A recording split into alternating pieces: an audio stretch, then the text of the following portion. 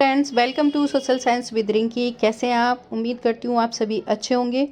आज इस वीडियो में देखने जा रहे हैं हम वो है हमारी 9th क्लास की हिस्ट्री और हिस्ट्री का चैप्टर नंबर 2 देख रहे हैं, क्योंकि फर्स्ट जो है हम कंप्लीट कर चुके हैं। तो आज जो हम देखेंगे वो आपका जो चैप्टर नंबर होगा सेकंड होगा, यूरोप में समाजवाद एवं रूसी क्रांति। इसका पहला चैप्टर आप प्लेलिस्ट में जाकर उसको देख सकते हैं। चैनल को लाइक और सब्सक्राइब करना ना भूलें। तो आइए देखते हैं, स्टार्ट करते हैं।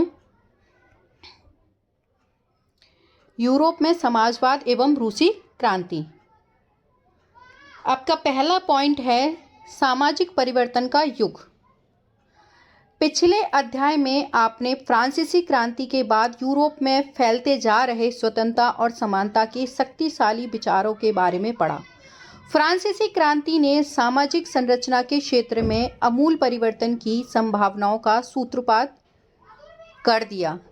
जैसे कि आप पढ़ चुके हैं, 18वीं शताब्दी से पहले फ्रांस का समाज मोटे तौर पर एस्टेट और श्रेणियों में बटा हुआ था। समाज की आर्थिक और सामाजिक सत्ता पर कुलीन वर्ग और चर्च का नियंत्रण था, लेकिन क्रांति के बाद इस संरचना को बदलना संभव दिखाई देने लगा।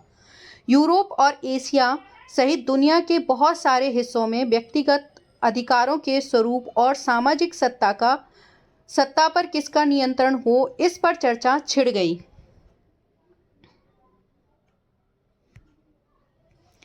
भारत में भी राजा राम मोहन रॉय और डेरोजियो ने फ्रांसीसी क्रांति के महत्व का उल्लेख किया, और भी बहुत सारे लोग क्रांति पश्चात यूरोप की स्थिति के बारे में चल रही बहस में कूद पड़े। आगे चलकर उपनिवेशों में घटी घटनाओं ने भी इन विचारों को एक नया रूप प्रदान करने में योगदान दिया।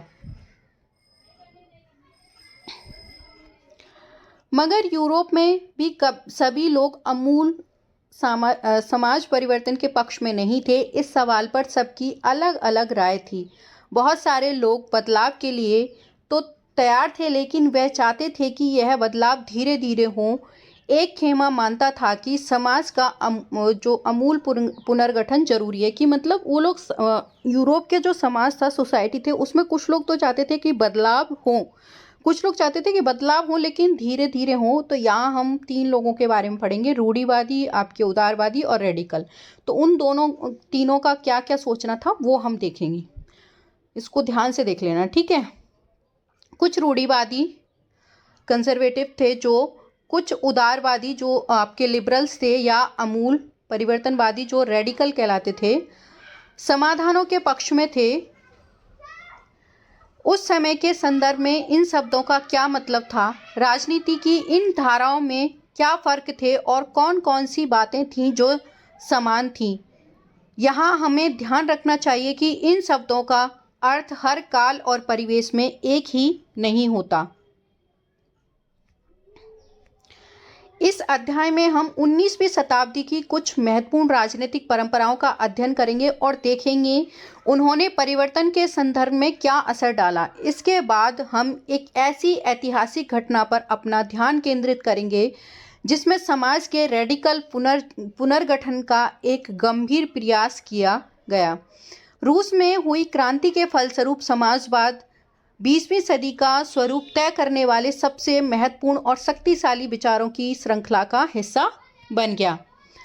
आपका पॉइंट है 1.1, उदारवादी, रेडिकल और रूढ़िवादी। अभी मैंने ऊपर आपको बताया था कि इन तीनों के हम थॉट देखेंगे कि इनका क्या सोचना था समाज के बारे में, सोसाइटी के बारे में। तो स्टार्ट करते हैं। समाज परिवर्तन के समर्थकों में एक समूह उदारवादियों का था। उदारवादी ऐसा राष्ट्र चाहते थे, तो अब इसको ध्यान से देखना, जिसमें सभी धर्मों को बराबर का सम्मान और जगह मिले। शायद आप जानते होंगे कि उस समय यूरोप के देश में प्राय किसी एक धर्म को ही ज़्यादा महत्व दिया जाता था। ब्रिटेन की सरकार चर्च द्वारा इंग्लैंड का समर्थन करती थी। ऑस्ट्रिया और स्पेन कैथोलिक चर्च के समर्थक थे। उदारवादी समूह वंश आधारित शासकों की अनियंत्रित सत्ता के विरोधी थे। तो उदारवादी क्या कह रहे हैं, एक तो सभी को मतलब सभी धर्मों को बराबर माना जाए, दूसरा वो कह रहे हैं कि जो वंश आधारित शासकों की जो अनियंत्रित सत्ता है उसको भी खत्म किया जाए। वे सरकार के समक्ष व्यक्ति मात्र के अधिकारों की रक्षा के क्या थे, पक्षधर थे। उनको मानना था कि जो व्यक्ति मात्र के अधिकारों की रक्षा की जाए।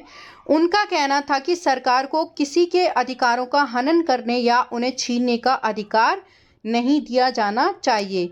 यह समूह प्रतिनिधित्व पर आधारित एक ऐसी निर्वाचित सरकार के पक्ष में था जो शासकों और अफसरों के प्रभाव से मुक्त और सुप्रशिक्षित न्यायपालिका द्वारा स्थापित किए गए कानूनों के अनुसार शासन कार्य चलाए। कि भाई ऐसी सरकार हो जो उसमें शासक जो अफसर हैं उनके प्रभाव से मुक्त होनी चाहिए, चुनी हुई मतलब एक ऐसी सरकार होनी चाहिए और न्यायालय द्वारा स्थापित जो कानून हैं उनके अनुसार क्या है, कार्य और शासन करें। पर यह समूह लोकतंत्रवादी नहीं था कि ये जो उदारवादी है मतलब ये सारी चीज़ें डिमांड कर रहा है, लेकिन फिर भी ये क्या था, डेमोक्रेटिक नहीं था, लोकतंत्रवादी नहीं था। ये लोग सार्वभौमिक वयस्क मताधिकार यानी सभी नागरिकों को वोट का अधिकार देने के पक्ष में नहीं थे। तो आप देखोगे कि जो रेडिकल और ये हैं इनमें यही एक सबसे ज़्यादा डिफरेंस आपको नजर आएगा, सबसे बड़ा। उनका मानना था कि वोट का अधिकार केवल संपत्तिधारियों को ही मिलना चाहिए। तो ये लाइन याद रखने वाली है, इसको ध्यान से देख लेना कि उनका क्या मानना था सार्वभौमिक वयस्क मताधिकार के बारे में। इसके विपरीत रेडिकल समूह के लोग ऐसी सरकार के पक्ष में थे जो देश की आबादी के बहुमत के समर्थन पर आधारित हों। इनमें से बहुत सारे लोग महिला मताधिकार आंदोलन के भी समर्थक थे। उदारवादियों के विपरीत ये लोग बड़े जमींदार और संपन्न उद्योगपतियों को प्राप्त किए गए किसी भी तरह के विशेषाधिकारों के खिलाफ थे। निजी संपत्ति के विरोधी नहीं थे, लेकिन केवल कुछ लोगों के पास संपत्ति के संकेंद्रण का क्या करते थे, ये विरोध जरूर करते थे। ये कौन थे, रेडिकलवादी। अब हम रेडिकल पे आ गए। रूढ़िवादी तबका रेडिकल और उदारवादी दोनों के खिलाफ था, मगर फ्रांसीसी क्रांति के बाद तो रूढ़िवादी भी बदलाव की जरूरत को स्वीकार करने लगा। कि जब क्रांति नहीं हुई थी फ्रांसीसी, उससे पहले जो रूढ़िवादी थे वो बदलाव नहीं चाहते थे, लेकिन इस क्रांति के बाद वो बदलाव स्वीकार करते थे, लेकिन वो धीरे धीरे उसी तरीके से पुराने समय के हिसाब से। पुराने समय में यानी 18वीं शताब्दी में रूढ़िवादी आमतौर पर परिवर्तन के विचारों का विरोध करते थे, लेकिन 19वीं सदी तक आते आते वे भी मानने लगे थे कि कुछ परिवर्तन आवश्यक हो गए हैं, परंतु वह चाहते थे कि अतीत का सम्मान किया जाए, अर्थात अतीत को पूरी तरह ठुकराया ना जाए और बदलाव की प्रक्रिया कैसी हो, धीमी हो। कि मतलब हमें अतीत को नहीं भूलना चाहिए, उसको भी हम अपनाएं और बदलाव भी क्या हो, धीरे धीरे।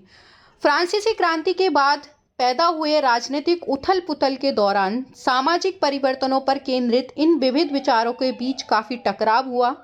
19वीं सदी में क्रांति और राष्ट्रीय कायांतरण की विभिन्न कोशिशों ने इन सभी राजनीतिक धाराओं की सीमाओं और संभावनाओं को स्पष्ट कर दिया। यहाँ एक नया शब्द आया था, मताधिकार आंदोलन। तो मताधिकार आंदोलन का मतलब है वोट डालने का अधिकार पाने के लिए चलाया गया आंदोलन। अभी आएगा, आप देख लेना, ठीक है। 1.2 आपका जो टॉपिक है, औद्योगिक समाज और सामाजिक परिवर्तन। ये राजनीतिक रुझान एक नए युग का घोतक थे। यह दौर गहन सामाजिक एवं आर्थिक बदलावों का था। यह ऐसा समय था जब नए शहर बस रहे थे और नए नए औद्योगिक क्षेत्र विकसित हो रहे थे। रेलवे का काफ़ी विस्तार हो चुका था और औद्योगिक क्रांति संपन्न हो चुकी थी। औद्योगिकरण ने औरतों, आदमियों और बच्चों सबको कारखानों में ला दिया। काम के घंटे यानी पाली बहुत लंबी होती थी और मजदूरी बहुत कम थी। बेरोजगारी आम समस्या थी। औद्योगिक वस्तुओं की मांग में गिरावट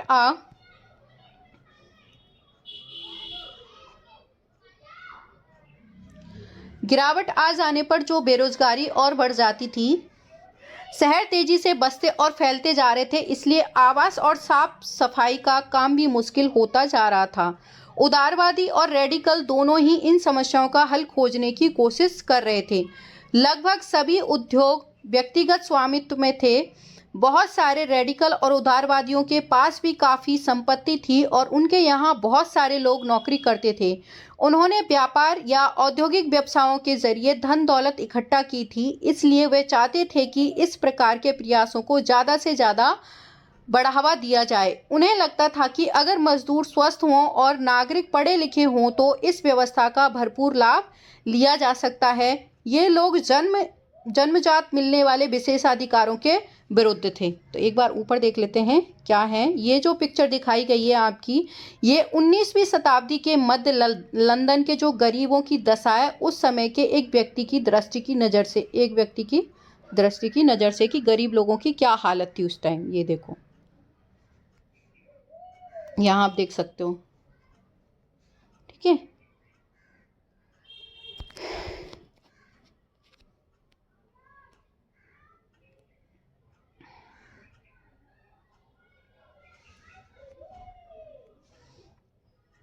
व्यक्तिगत प्रयास, श्रम और उद्यमशीलता में उनका गहरा विश्वास था। उनकी मान्यता थी कि यदि हर एक को व्यक्तिगत स्वतंत्रता दी जाए, गरीबों को रोजगार मिले और जिनके पास पूंजी है उन्हें बिना रोक टोक काम करने का मौका दिया जाए तो समाज तरक्की कर सकता है।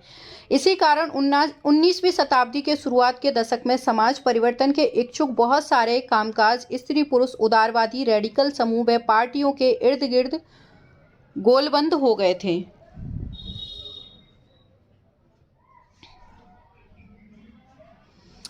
यूरोप में 1815 में जिस तरह की सरकारें बनी, उनसे छुटकारा पाने के लिए कुछ राष्ट्रवादी, उदारवादी और रेडिकल आंदोलनकारी क्रांति के पक्ष में थे। फ्रांस, इटली, जर्मनी और रूस में ऐसे लोग क्रांतिकारी हो गए और राजाओं के तख्तापलट का प्रयास करने लगे। राष्ट्रवादी कार्यकर्ता क्रांति के जरिए ऐसे राष्ट्रों की स्थापना करना चाहते थे जिनमें सभी नागरिकों को समान अधिकार प्राप्त हों। 1815 के बाद इटली के राष्ट्रपति गिसेप्पे मैज़िनी ने लक्ष्य प्राप्त करने के लिए अपने समर्थकों के साथ मिलकर राजा के खिलाफ साजिश रची थी और भारत सहित दुनिया भर के राष्ट्रवादी उसी की रचनाओं को पढ़ते हैं। मान लीजिए कि निजी संपत्ति को खत्म करने और उसकी जगह सामूहिक स्वामित्व की व्यवस्था लागू करने की सवाल पर आपके इलाके में एक बैठक बुलाई गई है। निम्नलिखित व्यक्तियों के रूप में उस बैठक में आप भाषण देंगे।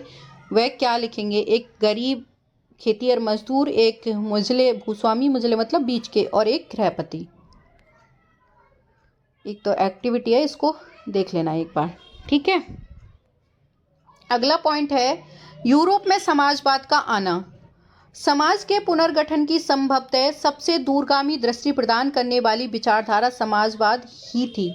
19वीं सदी के मध्य तक यूरोप में समाजवाद एक जाना पहचाना विचार था। उसकी तरफ बहुत सारे लोगों का ध्यान आकर्षित हो रहा था।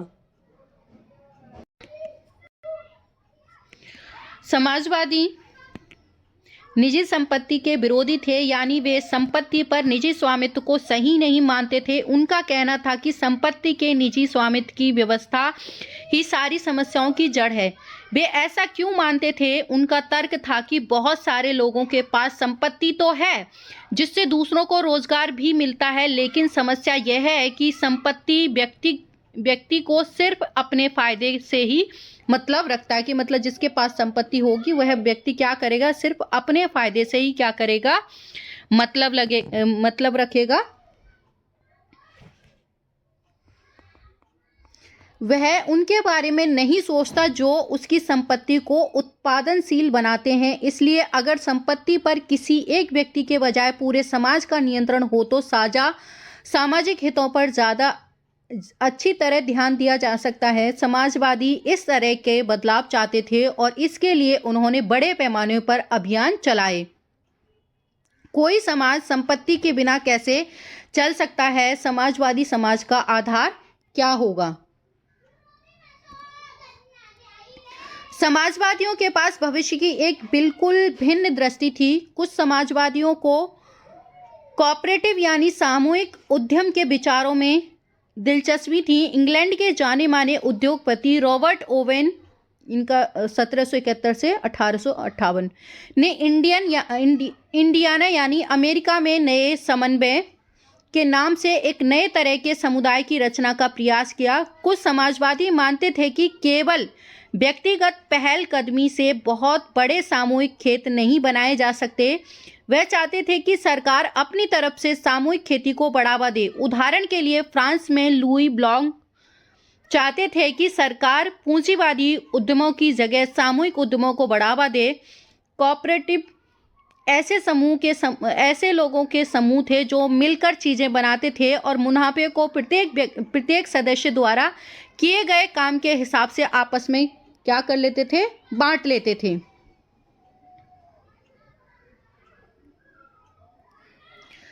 कार्ल मार्क्स और फ्रेडरिक एंगेल्स ने इस दिशा में कई नए तर्क पेश किए। मार्क्स का विचार था कि औद्योगिक समाज पूंजीवादी समाज है। फैक्ट्रियों में लगी पूंजी तथा पूंजीपतियों का स्वामित्व है और पूंजीपतियों का मुनाफा मजदूरों की मेहनत से पैदा होता है। मार्क्स का यह निष्कर्ष था कि जब तक निजी पूंजीपति सभी तरह के मुनाफे का संचय करते जाएंगे, तब तक मजदूरों की स्थिति में सुधार नहीं हो सकता। अपनी स्थिति में सुधार लाने के लिए मजदूरों को पूंजीवादी व निजी संपत्ति पर आधारित शासन को उखाड़ फेंकना होगा। मार्क्स का विश्वास था कि खुद को पूंजीवादी शोषण से मुक्त कराने के लिए मजदूरों को एक अत्यंत भिन्न किस्म का समाज बनाना होगा, जिसमें सारी संपत्ति पर पूरे समाज का यानी सामाजिक नियंत्रण और स्वामित्व रहेगा। उन्होंने भविष्य के इस योजना को साम्यवादी या कम्युनिस्ट समाज का नाम दिया। मार्क्स को विश्वास था कि पूंजीपतियों के साथ होने वाले संघर्ष में जीत अंततः मजदूरों की ही होगी। उनकी राय में कम्युनिस्ट समाज ही भविष्य का क्या है, समाज होगा।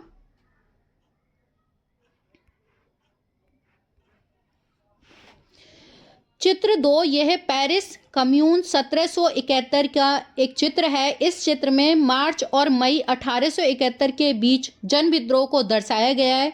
यह ऐसा दौर था जब पेरिस की नगर परिषद कम्यून पर मजदूरों, आम लोगों, पेशेवरों और राजनीतिक कार्यकर्ताओं को लेकर बनाई गई जन सरकार ने कब्जा कर लिया था। यह उथल पुथल फ्रांसीसी सरकार की नीतियों के प्रति बढ़ते असंतोष के कारण पैदा हुई थी।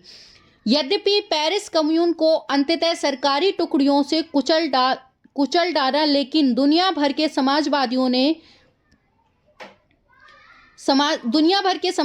ने समाजवादी क्रांति की पूर्व पीठिका के रूप में उसका जमकर जश्न मनाया। पेरिस कम्यून की दो और चीज़ें की वजह से आज भी याद रखा जाता है। एक, मजदूरों के लाल झंडे का उदय इसी घटना से हुआ था और कम्युनार्डों या क्रांतिकारियों ने अपने लिए यही झंडा चुना था। 2, मॉर्सेस के लिए यह घटना के बाद पेरिस कम्यून और मुक्ति संघर्ष का प्रतीक बन गया। उल्लेखनीय यह है कि इस गीत को मूलतः 1792 में युद्ध गीत के रूप में लिखा गया था। नीचे पिक्चर होगी, उसको हम देख लेंगे, पहले इसको देख लेते हैं। आपका 4th टॉपिक है समाजवाद के लिए समर्थन। 1870 का दशक आते आते समाजवादी विचार पूरे यूरोप में फैल चुके थे। अपने प्रयासों में समन्वय लाने के लिए समाजवादियों ने द्वितीय इंटरनेशनल के नाम से एक अंतर्राष्ट्रीय संस्था भी बना ली थी। इंग्लैंड और जर्मनी के मजदूरों ने अपने जीवन और कार्य स्थितियों में सुधार लाने के लिए संगठन बनाना शुरू कर दिया था। संकट के समय अपने सदस्यों को मदद पहुंचाने के लिए इन संगठनों ने कोष स्थापित किए और काम के घंटों की कमी तथा मताधिकार के लिए आवाज उठाना शुरू कर दिया। जर्मनी में सोशल डेमोक्रेटिक पार्टी SPD के स्थान पर संगठनों के काफ़ी गहरे रिश्ते थे और संसदीय चुनावों में वे पार्टियों की मदद भी करते थे। 1905 तक ब्रिटेन के समाजवादियों और ट्रेड यूनियन आंदोलनकारियों ने लेबर पार्टी के नाम से अपनी एक अलग पार्टी बना ली थी।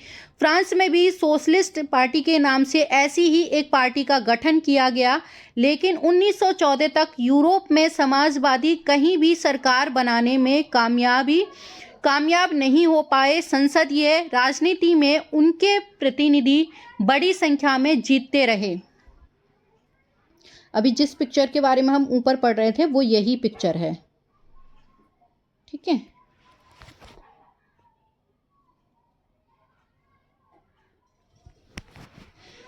एक मिनट।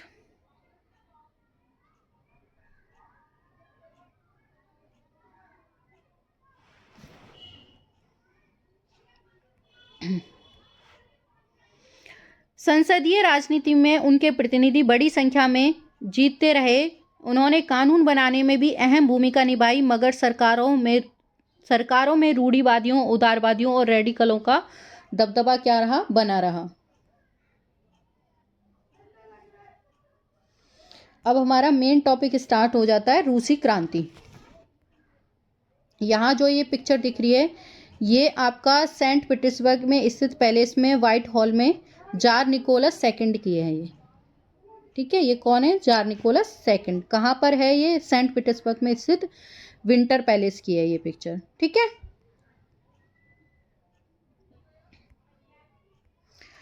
रूसी क्रांति यूरोप के सबसे पिछड़े औद्योगिक देशों में से एक रूस में यह समाजीकरण उलट गया। 1917 की अक्टूबर क्रांति के जरिए रूस की सत्ता पर समाजवादियों ने कब्जा कर लिया। इसको अंडरलाइन कर लेना कि रूस की क्रांति कब हुई थी? अक्टूबर 1917 में। इसको अक्टूबर क्रांति भी कहते हैं। फरवरी 1917 में राजशाही के पतन और अक्टूबर की घटनाओं को ही अक्टूबर क्रांति कहा जाता है। ऐसा कैसे हुआ? क्रांति के समय रूस के सामाजिक और राजनीतिक हालात कैसे थे? इन सवालों का जवाब ढूंढने के लिए आइए क्रांति से कुछ साल पहले की स्थितियों पर नजर डालेंगे। क्रांति होने से पहले क्या स्थिति थी वो देखेंगे हम। तो सबसे पहले देखते हैं रूसी साम्राज्य। कब की बात हो रही है? 1914 की, मतलब क्रांति से पहले की। 1914 में रूस और उसके पूरे साम्राज्य पर जार निकोलस सेकंड का शासन था, जो अभी हमने इसकी पिक्चर देखी थी वो। मॉस्को के आसपास पड़ने वाले भूक्षेत्र के अलावा आज का फिनलैंड, लात्विया, लिथुआनिया, एस्टोनिया तथा पोलैंड, यूक्रेन तथा बेलारूस के कुछ हिस्से रूसी साम्राज्य के अंग थे। ये सारे क्या थे? रूसी साम्राज्य के अंग थे। यह साम्राज्य प्रशांत महासागर तक फैला हुआ था और आज के मध्य एशिया राज्य के साथ साथ जॉर्जिया, आर्मेनिया तथा अजरबैजान भी इसी साम्राज्य के अंतर्गत आते थे। रूस में ग्रीक ऑर्थोडॉक्स चर्च से उपजी शाखा रूसी ऑर्थोडॉक्स क्रिश्चियनिटी के मानने वाले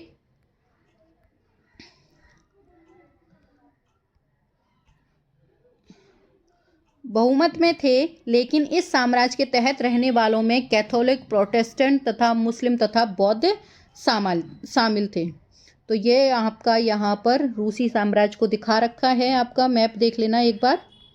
ठीक है, इसमें आपको केंद्रीय शक्तियाँ दिखा रखी हैं ग्रीन, ये आपके जो इस कलर में, पीच से कलर में, ये आपकी सेंट्रल केंद्रीय शक्तियाँ हैं। कौन कौन सी? आपके ऑस्ट्रिया हंगरी और जर्मनी। ठीक है, जो आपकी ग्रीन में है वो मित्र शक्तियां हैं, जैसे आपका रूस हो गया, आपका इधर इंग्लैंड हो गया, फ्रांस हो गया। ठीक है, अल्बानिया ये इधर आपका दिखा रखा है। तो ये आपकी क्या है? मित्र शक्तियां। जो आपको ग्रे कलर में दिख रही हैं वो तटस्थ हैं, जैसे आपका कौन कौन सा है? नॉर्वे, स्वीडन, डेनमार्क, इधर नीचे भी है स्पेन। ये क्या है? तटस्थ, मतलब अलग राज्य हैं। जो पर्पल में दिख रही हैं वो ऐसे तटस्थ राज्य जो बाद में केंद्रीय शक्तियों में क्या हुए? जा मिले। जैसे आपका हो गया बुल्गारिया, ऑटोमन साम्राज्य। ऊपर भी देख लेते हैं, तो ऊपर नहीं है।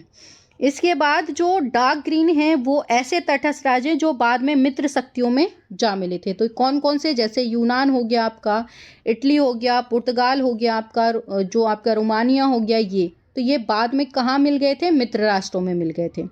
ठीक है, तो ये मैप आप एक बार और अपनी कॉपी में ध्यान से देख लीजिएगा। ठीक है, इधर ये हम देख चुके थे जार निकोलस की पिक्चर। ये आपको जो पिक्चर दिखा रखी है ये युद्ध से पहले के जो सेंट पीटर्सबर्ग में बेरोजगार किसान दिखा रखे हैं।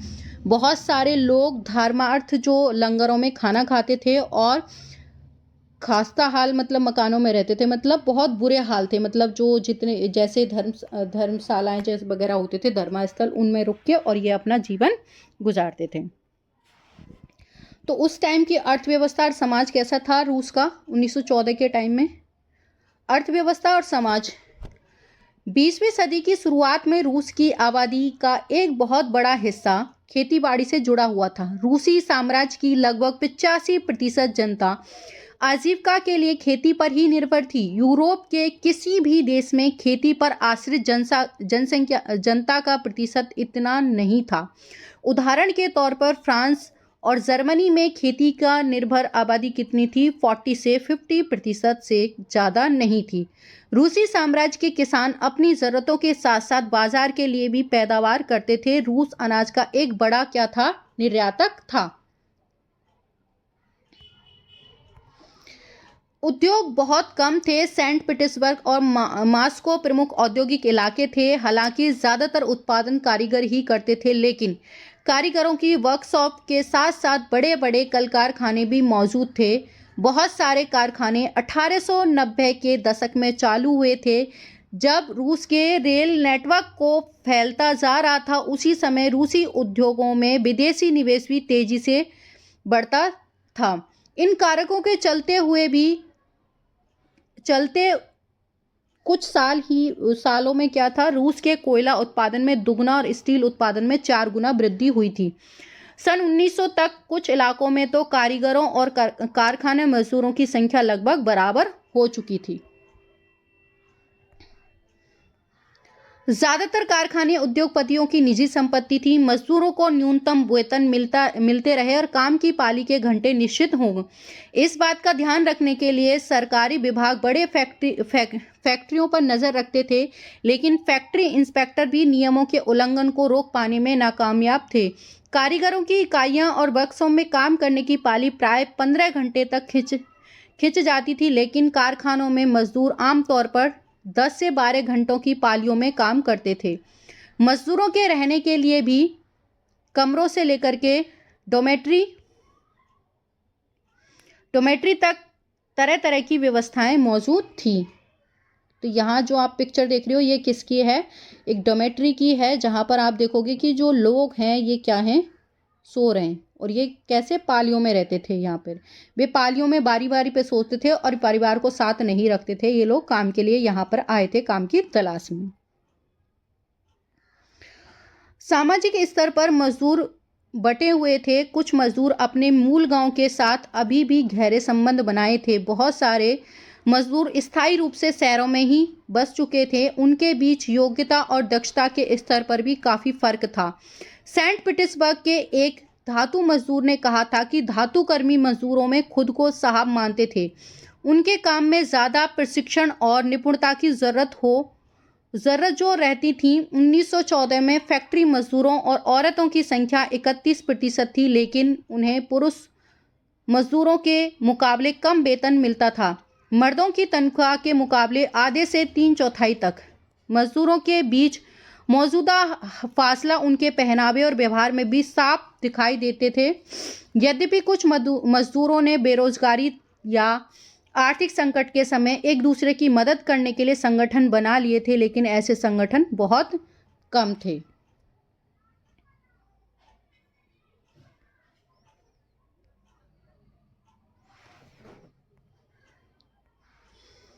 इन विभेदों के बावजूद जब किसी को नौकरी से निकाल दिया जाता था या उन्हें मालिकों से कोई शिकायत होती थी, तो मजदूर एकजुट होकर हड़ताल भी कर देते थे। 1896 से 1897 के बीच कपड़ा उद्योग में और 1902 में धातु उद्योग में ऐसी हड़तालें काफ़ी बड़ी संख्या में आयोजित की गईं। देहात की ज़्यादातर ज़मीनों पर किसान खेती करते थे, लेकिन विशाल संपत्ति पर सामंतों, राजशाहियों और ऑर्थोडॉक्स चर्च का कब्जा था। मजदूरों की तरह किसान भी बटे हुए थे। किसान बहुत धार्मिक स्वभाव के थे। इक्का दुक्का अपवादों को छोड़ दिया जाए तो वे सामंतों और नवाबों का बिल्कुल सम्मान नहीं करते थे, और नवाबों और सामंतों को सत्ता और हैसियत मिली हुई थी, और वह लोकप्रियता की वजह से नहीं बल्कि जार के प्रति उनकी निष्ठा और सेवाओं के बदले में मिली थी। यहाँ की स्थिति फ्रांस जैसी नहीं थी।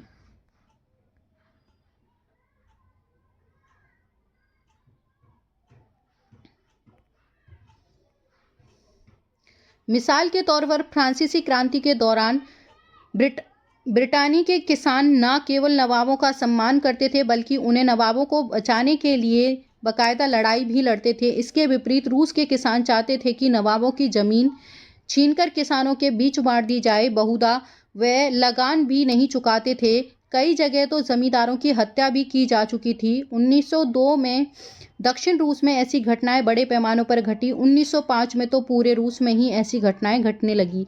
रूसी किसान यूरोप के बाकी किसानों के मुकाबले एक और लिहाज से भी भिन्न थे। यहाँ के किसान समय समय पर सारी जमीन अपने कम्यून यानी मीर को सौंप देते थे और फिर कम्यून ही प्रत्येक परिवार को जरूरत के हिसाब से किसान को जमीन बांटता था। ये स्रोत क्या देख लेते हैं।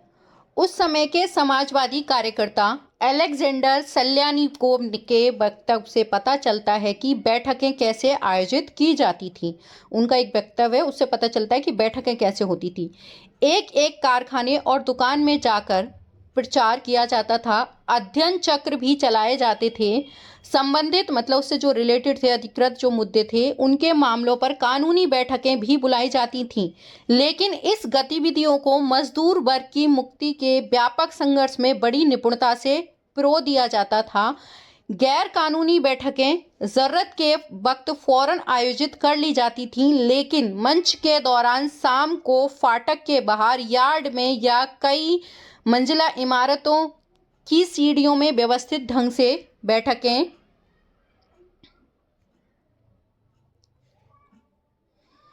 आयोजित की जाती थी, जिससे जागरूक मजदूर दरवाजे के पास प्लग का काम संभालते थे और मुहाने पर पूरी भीड़ इकट्ठा हो जाती थी।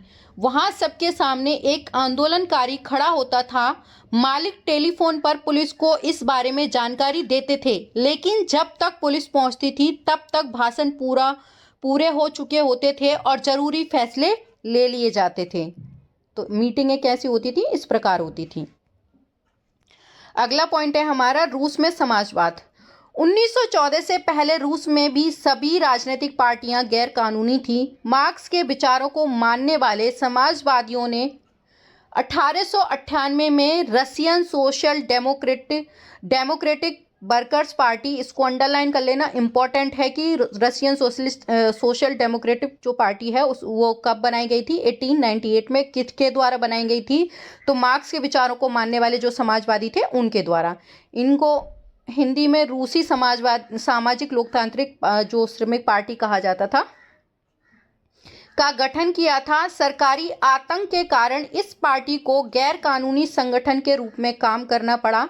इस पार्टी का एक अखबार निकलता था। उसने मजदूरों को संगठित किया और हड़ताल आदि कार्यक्रम आयोजित किए थे। कुछ रूसी समाजवादियों को लगता था कि रूसी किसान जिस तरह समय समय पर जमीन बांटते हैं, उससे पता चलता है कि वह स्वाभाविक रूप से समाजवादी भावना वाले लोग हैं। इसी आधार पर उनका मानना था कि रूस में मजदूर नहीं बल्कि किसान ही क्रांति की मुख्य शक्ति बनेंगे। वे क्रांति का नेतृत्व करेंगे और रूस बाकी देशों के मुकाबले ज़्यादा जल्दी समाजवादी देश बन जाएगा। 19वीं सदी के आखिर में रूस के ग्रामीण इलाकों में समाजवादी काफ़ी सक्रिय थे। सन 1900 में उन्होंने सोशलिस्ट रिवॉल्यूशनरी पार्टी या समाजवादी क्रांतिकारी पार्टी का गठन कर लिया। इस पार्टी ने किसानों के अधिकारों के लिए संघर्ष किया और मांग की कि सामंतों के कब्जे वाली जमीन फौरन किसानों को सौंप दी जाए। किसानों के सवाल पर सामाजिक लोकतंत्रवादी खेमा समाजवादी क्रांतिकारियों से सहमत नहीं था। लेनिन का मानना था कि किसानों में एकजुटता नहीं है, वे बटे हुए हैं। कुछ किसान गरीब थे तो कुछ अमीर, कुछ मजदूर थे तो कुछ पूंजीपति थे जो नौकरों से खेती करवाते थे। इन आपसी मतभेद के चलते ये सभी सामाजिक आंदोलन का हिस्सा नहीं हो सकते थे। संगठनिक राजनीति के सवाल पर पार्टी में गहरे मतभेद थे। व्लादिमीर लेनिन जो बोल्शेविक खेमे के मुखिया थे, सोचते थे कि जार कौन? राजा शासित रूस जैसे दमनकारी समाज में पार्टी अत्यंत अनुशासित होनी चाहिए और अपने सदस्यों की संख्या व स्तर पर उसका पूरा नियंत्रण होना चाहिए। और जो दूसरा खेमा मोनसेविक का मानता था कि पार्टी में सभी को सदस्यता दी जानी चाहिए।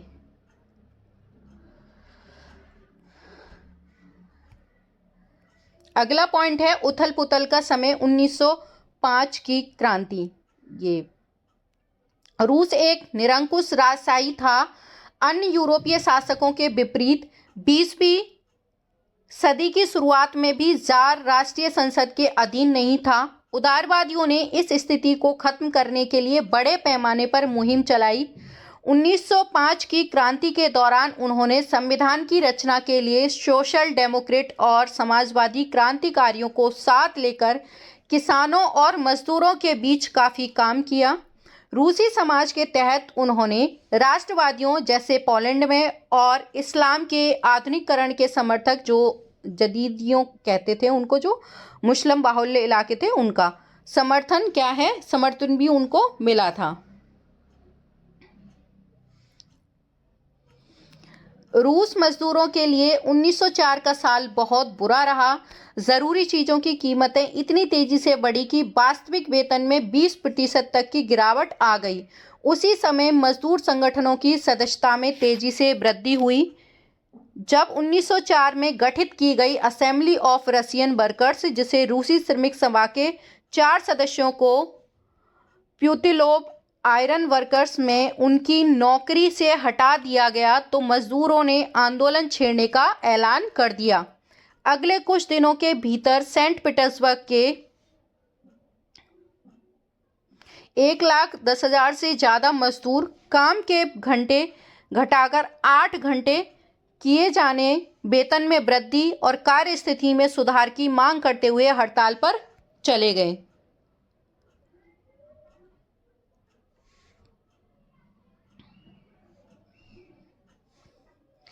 इसी दौरान जब पादरी गेपोन के नेतृत्व में मजदूरों का एक जुलूस विंटर पैलेस जार का महल था, उसके सामने पहुंचा, तो पुलिस और कोसैक्स ने मजदूरों पर हमला बोल दिया। इस घटना में 100 से ज़्यादा मजदूर मारे गए और लगभग 300 घायल हुए। इतिहास में इस घटना को खूनी रविवार के नाम से याद किया जाता है, तो इसको अंडरलाइन कर लेना, ये इम्पॉर्टेंट है कि खूनी रविवार किसे कहा जाता है। तो जब पादरी गोपेन के नेतृत्व में मजदूरों का जब एक जुलूस जो था वो विंटर पैलेस जार के महल के सामने से पहुंचा और पुलिस और कोसैक ने मजदूरों पर हमला बोल दिया, तो इस घटना में क्या था, 100 से भी ज़्यादा मजदूर मारे गए और लगभग 300 घायल हो गए। तो इसी घटना को क्या कहा जाता है, खूनी रविवार के नाम से याद किया जाता है। तो 1905 की क्रांति की शुरुआत इसी घटना से हुई थी। सारे देश में हड़तालें होने लगी। जब नागरिक स्वतंत्रता के अभाव का विरोध करते हुए विद्यार्थी अपने कक्षाओं का बहिष्कार करने लगे, तो विश्वविद्यालय भी बंद कर दिए गए। वकीलों, डॉक्टरों, इंजीनियरों और अन्य मध्यम वर्गीय कामगारों ने संविधान सभा के गठन की मांग करते हुए यूनियन ऑफ यूनियंस की स्थापना कर दी। नए शब्द आए, कुछ उनका अर्थ देख लेते हैं। निरंकुश राजशाही होता है राजा का बिना रोक टोक शासन। जदीद होता है रूसी साम्राज्य में सक्रिय मुस्लिम सुधारवादी। वास्तविक वेतन मतलब यह इस बात का पैमाना है कि किसी व्यक्ति के वेतन से वास्तव में किसी चीज़ को कितनी चीज़ें खरीदी जा सकती हैं।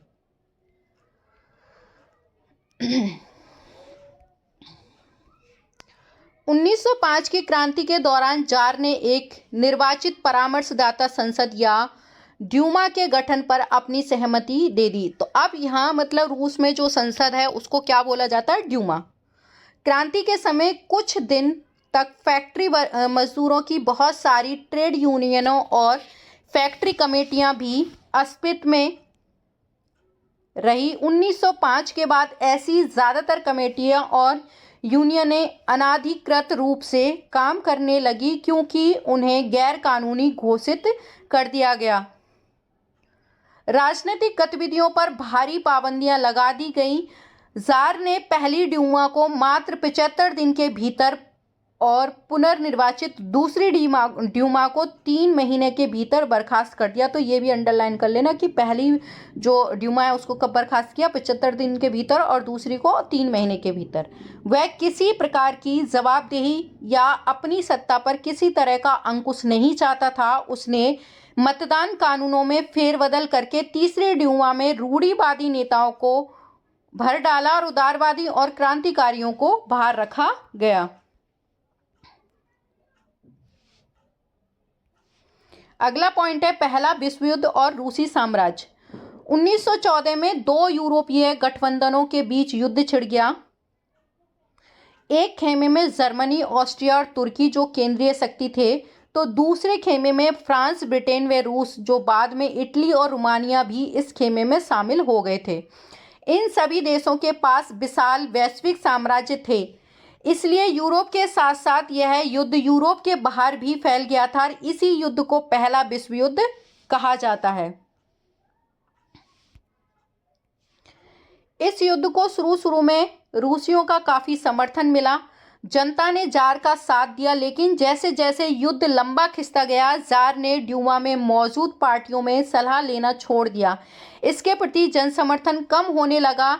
जर्मन विरोधी भावनाएं दिनों दिन बलवती होने लगी। जर्मन विरोधी भावनाओं के कारण ही लोगों ने सेंट पीटर्सबर्ग का नाम बदलकर पेट्रोग्राद कर दिया कि उनमें मतलब जर्मन विरोधी भावनाएं इतनी फैल गई कि उन्होंने जर्मन सेंट पीटर्सबर्ग का नाम बदल के क्या कर दिया, पेट्रोग्राद। क्योंकि जो सेंट पीटर्सबर्ग था, जर्मन नाम था। जरीना जार की पत्नी जो महारानी थी अलेक्जेंड्रा के जर्मन मूल का होना और उसके घटिया सलाहकार खास तौर पर से रासपुतीन नाम का एक सन्यासी ने राजशाही को और अलोकप्रिय बना दिया। प्रथम विश्व युद्ध के पूर्वी मोर्चे पर चल रही लड़ाई पश्चिमी मोर्चे की लड़ाई से भिन्न थी। पश्चिम में सैनिक पूर्वी फ्रांस की सीमा पर बनी खाइयों से लड़ाई लड़ रहे थे, जबकि पूर्वी मोर्चे पर सेना ने काफ़ी बड़ा फासला तय कर लिया था कि दोनों लड़ाइयाँ डिफरेंट थी पूर्वी और पश्चिमी मोर्चे पर।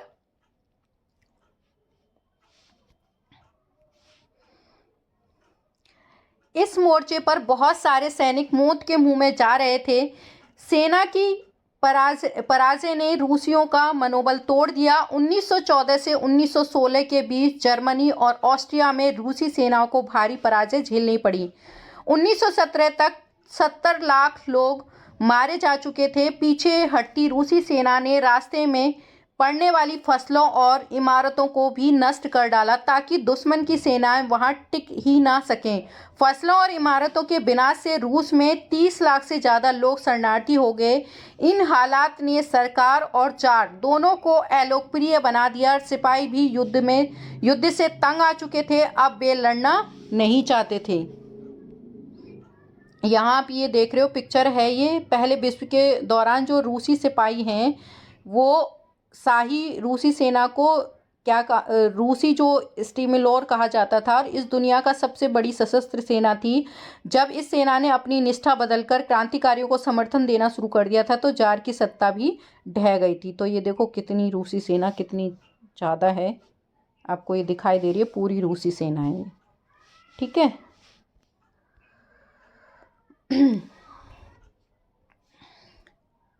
युद्ध से उद्योगों पर भी बुरा असर पड़ा था।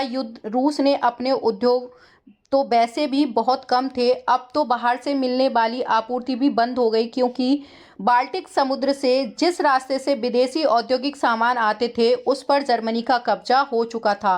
रूस के बाकी देशों के मुकाबले रूस के औद्योगिक उपकरण ज़्यादा तेजी से बेकार होने लगे। 1916 तक रेलवे लाइनें टूटने लगी थी। अच्छी सेहत वाले मर्दों को युद्ध में झोंक दिया गया था। देश भर में मजदूरों की कमी पड़ने लगी थी और ज़रूरी सामान बनाने वाली छोटी छोटी वर्कशॉप ठप होने लगी थी। ज़्यादातर अनाज सैनिकों का पेट भरने के लिए मोर्चे पर भेजा जाने लगा। शहरों में रहने वाले लोगों के लिए रोटी और आटे की किल्लत पैदा हो गई थी। 1916 की सर्दी में रोटी की दुकानों पर अक्सर दंगे होने लगे।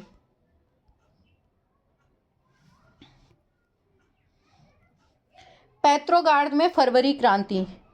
सन 1917 की सर्दियों में राजधानी पेट्रोग्राद की हालत बहुत खराब थी।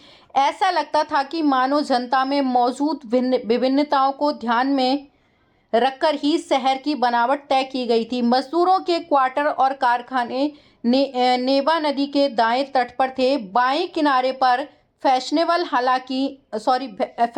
इलाके, विंटर पैलेस और सरकारी इमारतें थीं। जिस महल में ड्यूमा की बैठक होती थी वह भी इस तरफ था। फरवरी में मजदूरों के इलाकों में खाद्य पदार्थ की भारी कमी पैदा हो गई। उस साल ठंड भी कुछ ज़्यादा पड़ी थी और भीषण कोहरा और बर्फबारी हुई थी। यहाँ देख लेते हैं कुछ नए शब्द आए। आपका है तालाबंदी। क्या होता है? जो फैक्ट्री को स्थायी रूप से बंद कर दिया जाए, बंद करने के लिए जो मालिक द्वारा मुख्य फाटक पर ताला डाल दिया जाता है तो उसको क्या कहते हैं? तालाबंदी।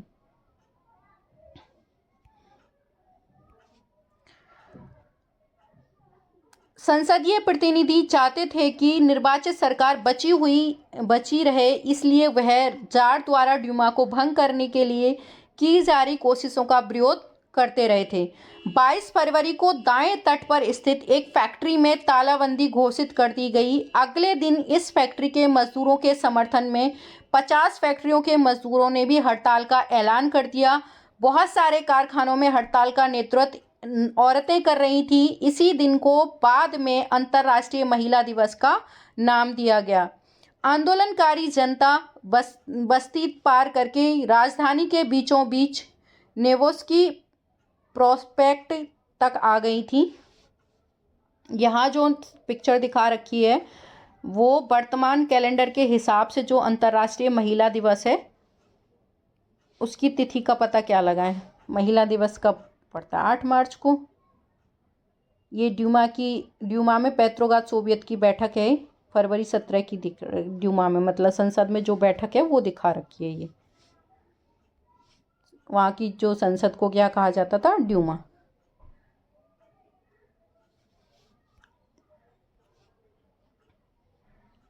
इस समय तक कोई राजनीतिक पार्टी आंदोलन को सक्रिय रूप से संगठित और संचालित नहीं कर रही थी।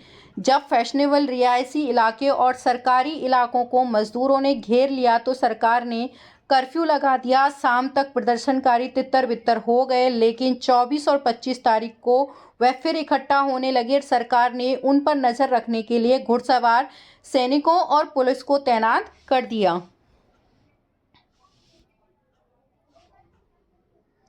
रविवार 25 फरवरी को सरकार ने ड्यूमा को बर्खास्त कर दिया। सरकार के इस फैसले के खिलाफ राजनीतिक बयान देने लगे।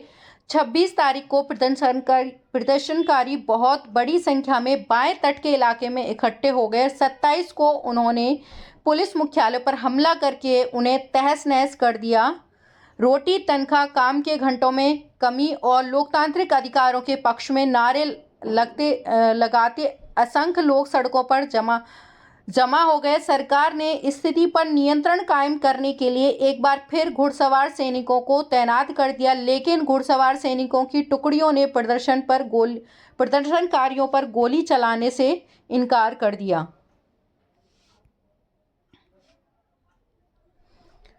गुस्साए सिपाहियों ने एक रेजिमेंट की बैरक में अपने ही एक अफसर पर गोली चला दी। 3 दूसरी रेजिमेंटों में भी बगावत कर दी और हड़ताली मजदूरों के साथ आ मिले। उस शाम तो सिपाहियों और मजदूर एक सोवियत या परिषद का गठन करने के लिए इसी इमारत में जमा हुए जहां अब तक ड्यूमा की बैठकें हुआ करती थी। वहीं से पेट्रोग्राद सोवियत का जन्म हुआ। अगले दिन एक प्रतिनिधिमंडल जार से मिलने गया। सैनिक कमांडरों ने उसे सलाह दी कि वह राजगद्दी छोड़ दे। उसने कमांडर की बात मान ली और 2 मार्च को गद्दी छोड़ दी। सोवियत और ड्यूमा के नेताओं ने देश का शासन चलाने के लिए एक अंतरिम सरकार बना ली। यहाँ एक नया शब्द आया, सोवियत। ये रूस के जो स्थानीय स्वशासन संगठन थे उनको सोवियत कहा जाता है।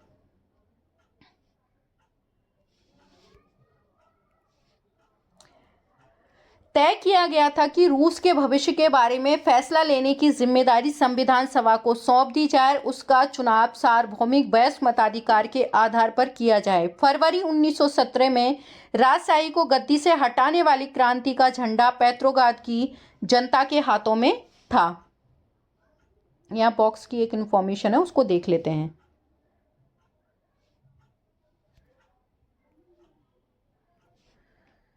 फरवरी क्रांति में महिला कामगार अक्सर अपने पुरुष सहकर्मियों को प्रेरित करती रहती थी।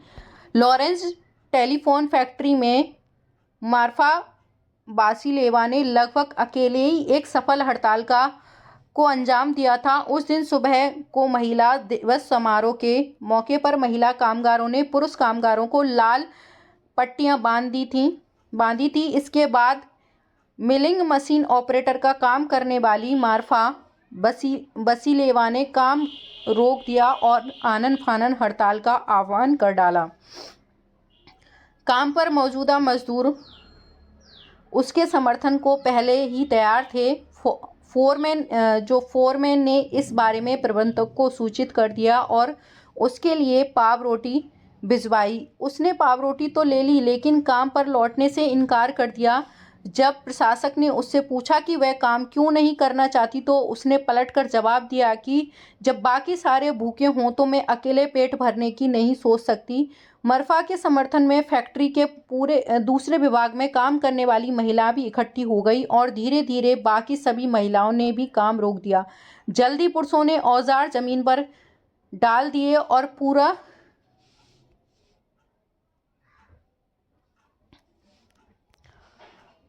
पूरा हुजूम सड़क पर निकल आया। अगला पॉइंट है फरवरी के बाद। अंतरिम सरकार में सैनिक अधिकारी, भूस्वामी और उद्योगपति प्रभावशाली थे। उनमें उदारवादी और समाजवादी जल्दी से जल्दी निर्वाचित सरकार का गठन चाहते थे। जनसभा करने और संगठन बनाने पर लगी पाबंदी हटा ली गई। हालांकि निर्वाचन का तरीका सब जगह एक जैसा नहीं था, लेकिन पेट्रोग्राद सोवियत की तर्ज पर सब जगह सोवियतें बना ली गईं।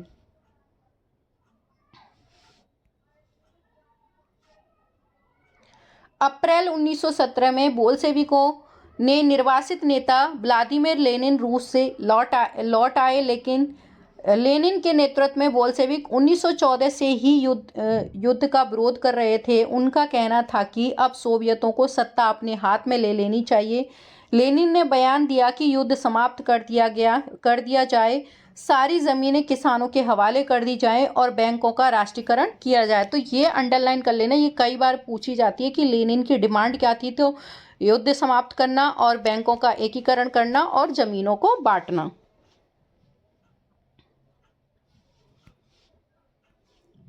इन 3 मांगों को लेनिन की अप्रैल थीसिस के नाम से जाना जाता है। तो ये इम्पोर्टेंट है कि 3 डिमांड कौन सी थी और किनको अप्रैल थीसिस बोला जाता है। उन्होंने ये भी सुझाव दिया कि अब अपने रेडिकल उद्देश्यों को स्पष्ट करने के लिए बोल्शेविक पार्टी का नाम कम्युनिस्ट पार्टी रख दिया जाए। बोल्शेविक पार्टी से ज़्यादातर लोगों को अप्रैल थीसिस के बारे में सुनकर काफ़ी हैरानी हुई। उन्हें लगता था कि अभी समाजवादी क्रांति के लिए सही वक्त नहीं आया है, इसलिए फिलहाल अंतरिम सरकार को ही समर्थन दिया जाना चाहिए। लेकिन अगले कुछ महीनों की घटना ने उनकी सोच बदल दी थी। यहाँ एक बार इस पिक्चर को देख लो। ये अप्रैल 1917 में मजदूरों को संबोधित करते हुए लेनिन हैं। ये दिखा रहे हैं मजदूरों को कुछ बोलते हुए, संबोधित करते हुए या कुछ भाषण वगैरह देते हुए।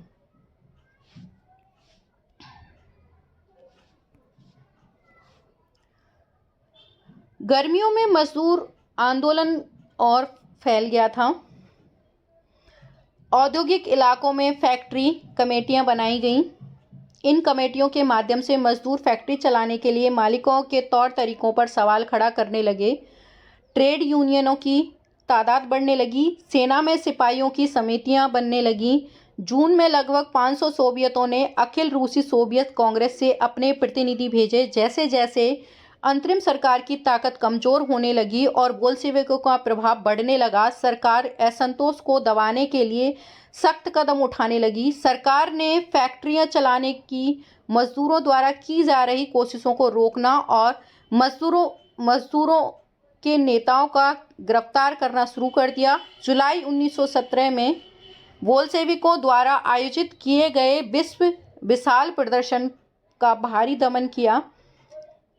बहुत सारे बोल्शेविक नेताओं को छिपना या भागना पड़ा।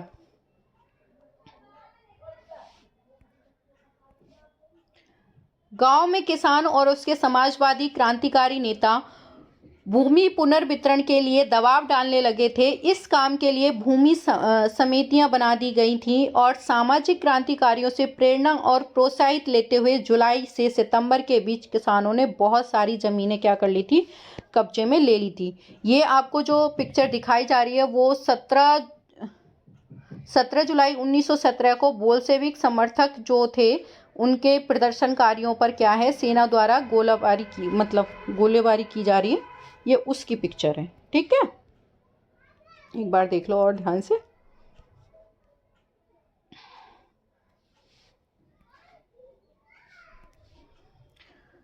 अक्टूबर 1917 की क्रांति। जैसे जैसे अंतरिम सरकार और बोल्शेविकों के बीच टकराव बढ़ता गया, लेनिन की अंतरिम सरकार द्वारा तानाशाही थोप देने की आशंका दिखाई देने लगी। सितंबर में उन्होंने सरकार के खिलाफ विद्रोह के बारे में चर्चा शुरू कर दी थी। सेना और फैक्ट्री सोवियतों में मौजूद बोल्शेविकों को इकट्ठा किया गया। 16 अक्टूबर 1917 को लेनिन ने पेट्रोग्राड सोवियत और बोल्शेविक पार्टियों को सत्ता पर कब्जा करने के लिए राजी कर लिया। सत्ता पर कब्जे के लिए लियोन ट्रॉट्स्की के नेतृत्व में सोवियत की ओर से एक सैनिक क्रांतिकारी समिति का गठन किया गया। इस बात का खुलासा नहीं किया गया कि योजना को किस दिन लागू किया जाएगा। इधर बॉक्स वाली इंफॉर्मेशन देख लेते हैं एक बार। रूस में 1 फरवरी 1918 तक जूलियन कैलेंडर के अनुसार रूस में 1 फरवरी 1918 तक जूलियन कैलेंडर का अनुसरण किया जाता था। इसके बाद रूसी सरकार ने ग्रेगोरियन कैलेंडर अपना लिया, जिसका अब सब जगह इस्तेमाल किया जाता है। ग्रेगोरियन कैलेंडर जूलियन कैलेंडर से 13 दिन आगे चलता है और जूलियन जो है वो 13 दिन पीछे। इसका मतलब है कि हमारे कैलेंडर के हिसाब से फरवरी क्रांति 12 मार्च को और अक्टूबर क्रांति 7 नवंबर को संपन्न हुई थी, कि मतलब 13 दिन का डिफरेंस अगर हम देखें तो।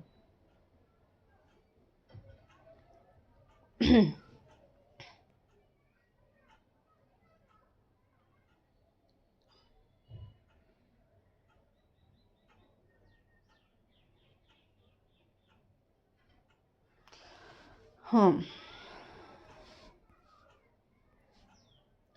24 अक्टूबर को विद्रोह शुरू हो गया। संकट की आशंका को देखते हुए प्रधानमंत्री केरेंस्की सैनिक टुकड़ियों को इकट्ठा करने शहर से बाहर चले गए।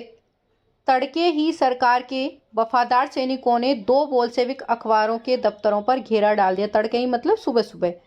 टेलीफोन और टेलीग्राफ दफ्तरों पर नियंत्रण प्राप्त करने और विंटर पैलेस की रक्षा करने के लिए सरकार समर्थक सैनिकों को रवाना कर दिया गया था।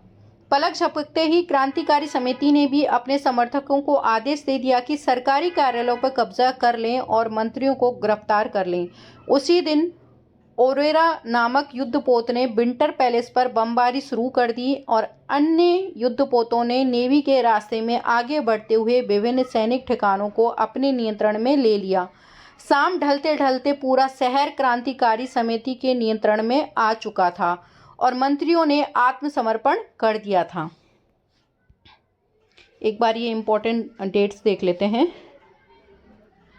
महत्वपूर्ण तिथियां। 1850 से 1880 में क्या हुआ, रूस में समाजवाद पर बहस।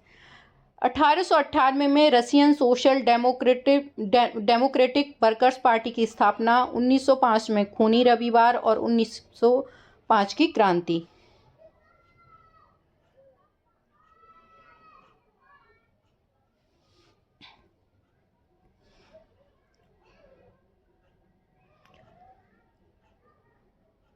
अन्य युद्धपोतों ने नेवा के रास्ते में आगे बढ़ते हुए विभिन्न सैनिक ठिकानों को अपने नियंत्रण में ले लिया। शाम ढलते ढलते पूरा शहर क्रांतिकारी समिति के नियंत्रण में आ चुका था और मंत्रियों ने आत्मसमर्पण कर दिया था।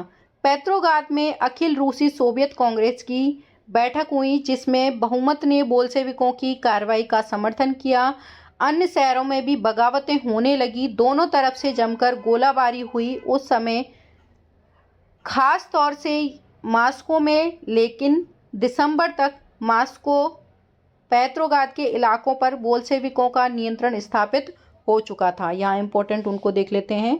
1917 में 2 मार्च को जार द्वारा पदत्याग और 24 अक्टूबर पेट्रोग्राड में बोल्शेविक विद्रोह। 1918 और 20 में गृह युद्ध। 1919 में कॉमिंटर्न का गठन और 1929 में क्या हुआ, सामूहिकरण की शुरुआत।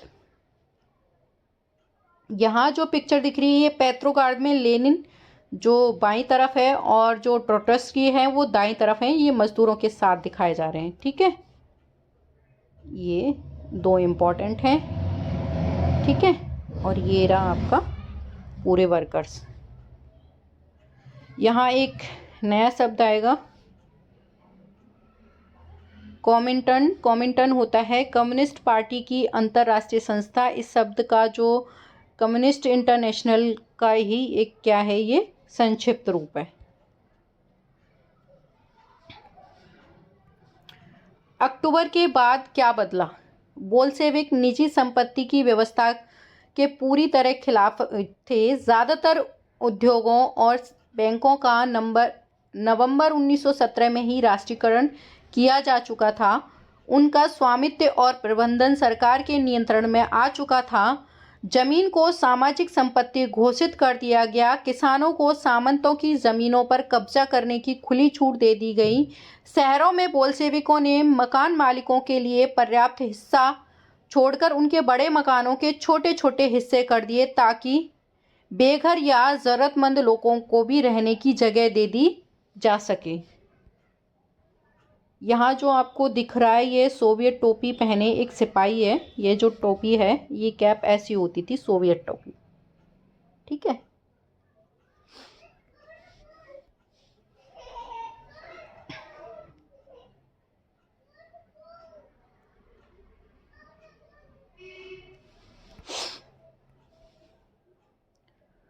उन्होंने अभिजात वर्ग द्वारा पुरानी पदवियों के इस्तेमाल पर रोक लगा दी थी।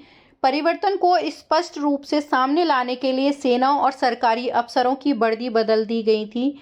इसके लिए 1918 में एक परिधान प्रतियोगिता आयोजित की गई जिसमें सोवियत टोपी बुदियोनोव का चुनाव किया गया था। मतलब ये टोपी चुनी गई थी।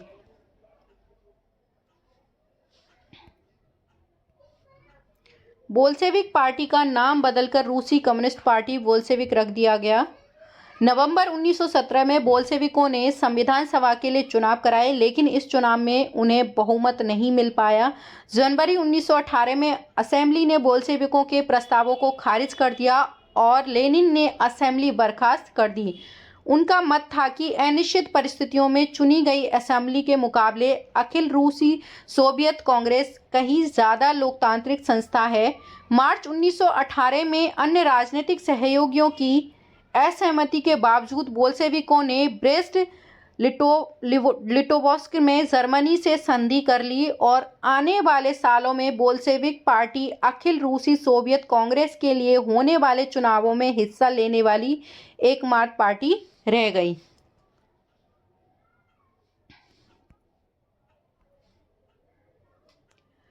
अखिल रूसी सोवियत कांग्रेस को अब देश की संसद पर दर्जा दे दिया गया था। रूस एक दलीय राजनीतिक व्यवस्था वाला देश बन गया था। ट्रेड यूनियनों पर पार्टी का नियंत्रण रहता था। गुप्तचर पुलिस, जिसे पहले चेक और बाद में ओजीपीयू या एनकेवीडी का नाम दिया, इसको देख लेना, अंडरलाइन कर लेना, इंपॉर्टेंट है कि गुप्तचर पुलिस को क्या कहा जाता था। पहले चेका और बाद में जो ओजीपीयू तथा एनकेवीडी कहा जाता था। बोल्शेविकों की आलोचना करने वालों को दंडित करती थीं। बहुत सारे युवा लेखक और कलाकार भी पार्टी की तरफ आकर्षित हुए क्योंकि वह समाजवाद और परिवर्तन के प्रति समर्पित थे। अक्टूबर 1917 के बाद ऐसे कलाकारों और लेखकों ने कला और वास्तुशिल्प के क्षेत्र में नए नए प्रयोग शुरू किए, लेकिन पार्टी द्वारा थोपी गई सेंसरशिप के कारण बहुत सारे लोगों का पार्टी से मोह भंग होने लगा। जो ये पिक्चर दिखाई जा रही है ये मॉस्को में जो मई दिवस का एक प्रदर्शन हो रहा था उसकी है ये पिक्चर जो आपको दिखाई जा रही है ये। ठीक है, एक बार देख लेना इसको ध्यान से ये। ठीक है, ये बॉक्स की इंफॉर्मेशन देख लेते हैं, इंपॉर्टेंट होती है। अक्टूबर क्रांति और रूसी ग्रामीण इलाके, दो दृष्टिकोण। 25 अक्टूबर 1905 को हुई क्रांतिकारी उथल पुथल की खबर अगले ही दिन गांव में पहुंच गई। लोगों ने खूब खुशियां मनाई। किसानों के लिए इसका मतलब था मुफ्त जमीन और युद्ध का खात्मा। जिस दिन खबर मिली उसी दिन जमींदार की हवेली लूट ली गई, उसके खेत कब्जे में ले लिए गए, उसके विशालकाय बाग के पेड़ काट कर सारी लकड़ी किसानों के बीच बांट दी गई, उसकी सारी इमारतें तोड़ दी गई, उसकी जमीन किसानों के बीच बांट दी गई और एक नई सोवियत जिंदगी जीने का तरीका था। एक और है, वो देख लेते हैं।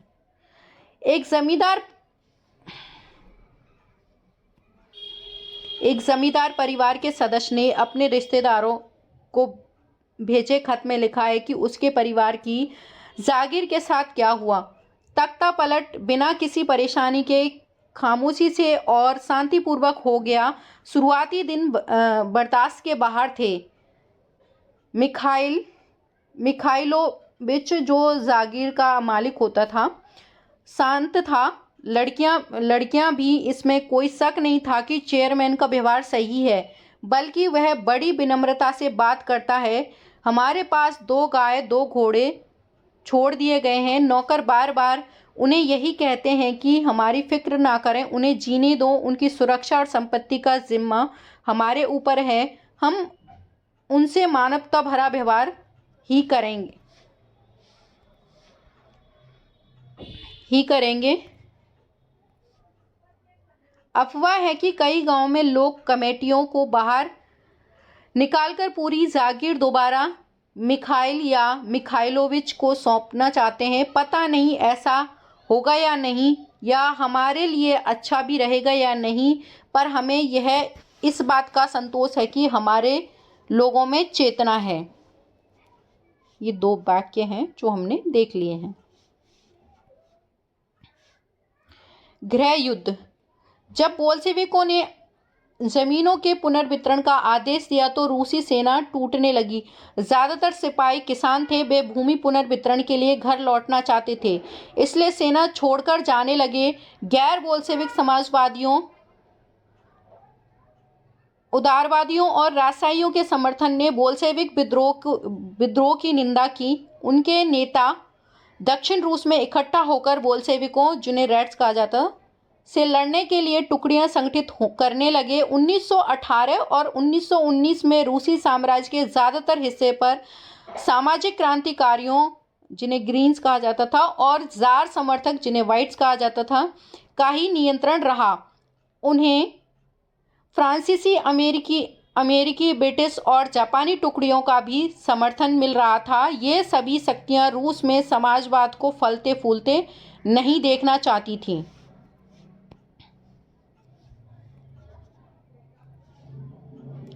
इन टुकड़ियों और बोल्शेविकों के बीच चले गृह युद्ध के दौरान लूटमार, डकैती और भुखमरी जैसी समस्या बड़े पैमाने पर फैल गई। व्हाइट्स में, जो निजी संपत्ति के हिमायती थे, उन्होंने जमीन पर कब्जा करने वालों किसानों के खिलाफ काफी सख्त रवैया अपनाया। उनकी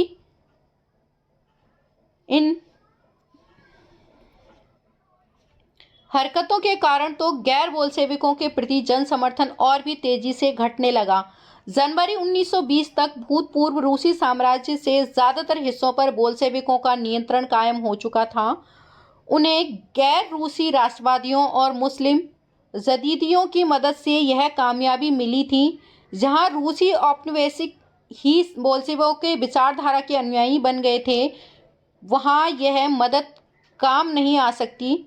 मध्य एशिया स्थित खीवा में बोल्शेविक औपनिवेशिकों ने समाजवाद की रक्षा के नाम पर स्थानीय राष्ट्रवादियों को बड़े पैमाने पर कत्लेआम किया। ऐसे हालात में बहुत सारे लोगों को यह समझ में नहीं आ रहा था कि बोल्शेविक सरकार क्या चाहती है।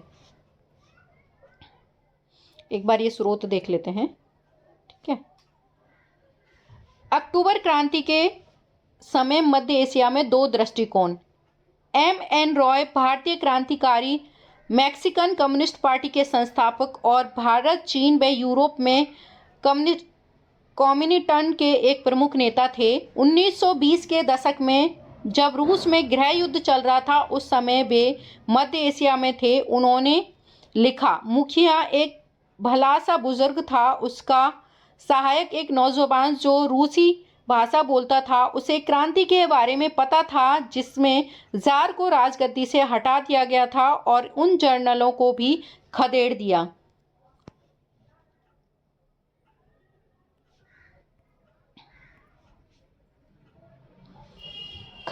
था जिन्होंने किर्गिजों की मातृभूमि पर कब्जा किया था। इस प्रकार क्रांति का मतलब था कि अब किर्गिज जो किर्गिस्तान के लोग एक बार फिर अपनी मातृभूमि के स्वामी बन गए थे। जन्मजात बोल्शेविक से लगने वाले युवक ने हुंकार लगाई, इंकलाब जिंदाबाद। पूरा कबीला उसके साथ नारे लगाने लगा। अगला है, किर्गिजी लोग पहली क्रांति यानी फरवरी क्रांति पर खुशी से झूम उठे और दूसरे क्रांति खबर से वे अचंभे और दहशत में डूब गए।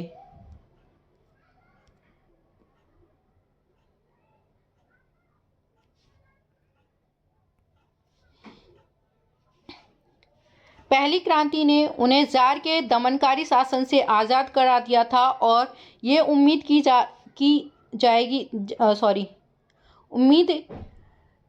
जाएगी कि उन्हें स्वायत्तता मिल जाएगी। दूसरी क्रांति अक्टूबर क्रांति हिस्सा लूटपाट के करों के बोझ और तानाशाही सत्ता की स्थापना के साथ आई।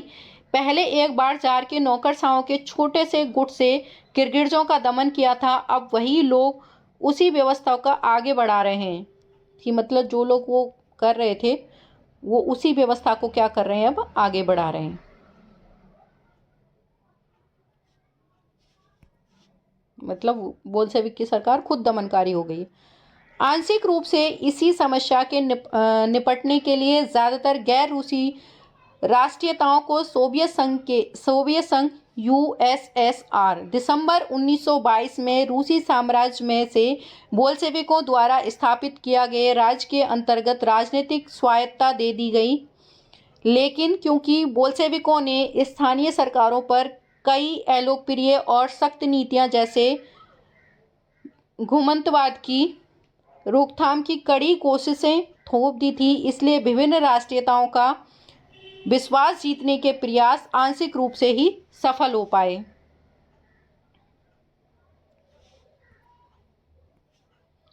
समाजवादी समाज का निर्माण। गृह युद्ध के दौरान बोल्शेविकों ने उद्योगों और बैंकों के राष्ट्रीयकरण को जारी रखा। उन्होंने किसानों को उस जमीन पर खेती की छूट दे दी थी जिसका समाजीकरण किया जा चुका था। जब्त किए गए खेतों का इस्तेमाल बोल्शेविक यह दिखाने के लिए करते थे कि सामूहिकता क्या होती है। शासन के लिए केंद्रीकृत नियोजन की व्यवस्था लागू की गई। अफसर इस बात का हिसाब लगाते थे कि अर्थव्यवस्था किस तरह काम कर सकती है। इस आधार पर वे 5 साल के लिए लक्ष्य तय कर देते थे। इसी आधार पर उन्हें पंचवर्षीय योजना बनाना शुरू की। पहली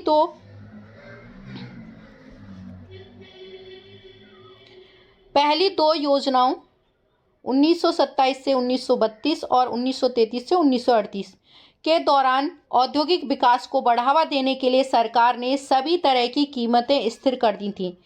केंद्रीकृत नियोजन से आर्थिक विकास को काफ़ी गति मिली।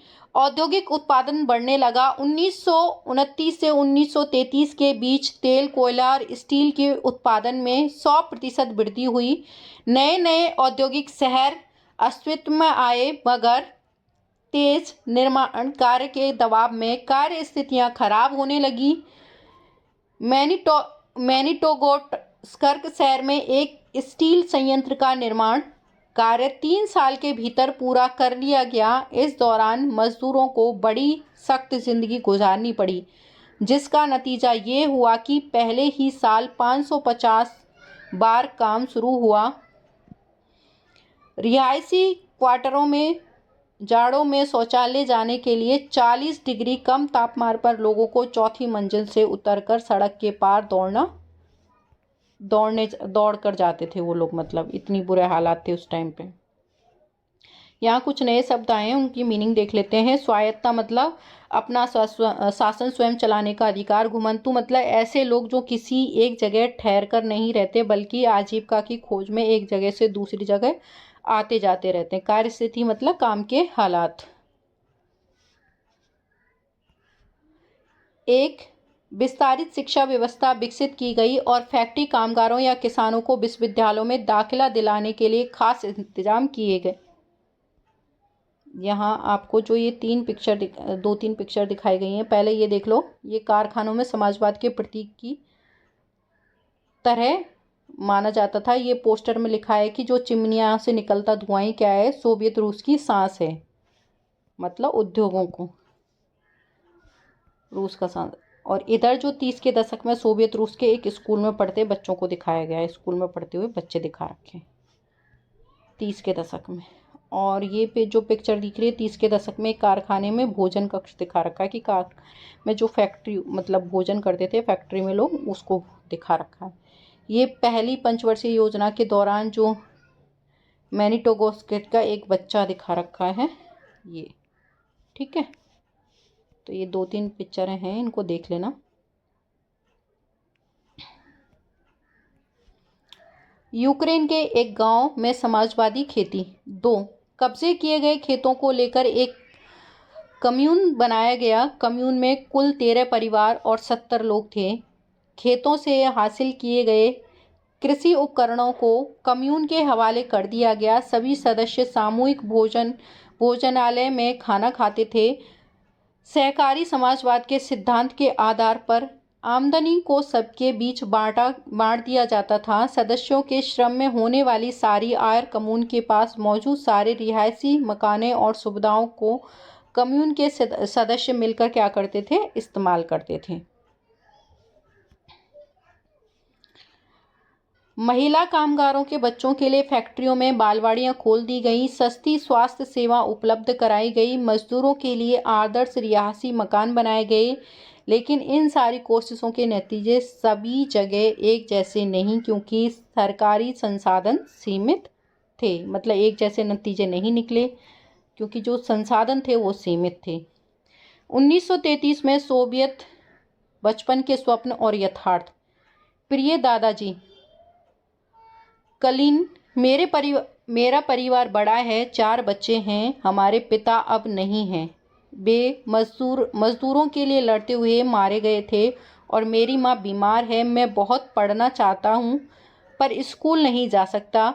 मेरे पास पुराने जूते हैं पर अब वह इतने फट चुके हैं कि कोई उनकी मरम्मत नहीं कर सकता। मेरी माँ बीमार है। हमारे पास ना तो पैसे हैं और ना ही रोटी, पर मैं पढ़ना बहुत चाहता हूँ। हमारे सामने पढ़ने पढ़ाने पर बहस पढ़ने की जिम्मेदारी है। बस पढ़ने की जिम्मेदारी है। व्लादिमीर इलीच लेनिन ने यही कहा है कि पर मुझे स्कूल जाना छोड़ना पड़ेगा। हमारा कोई रिश्तेदार नहीं है, कोई भी हमारी मदद नहीं कर सकता।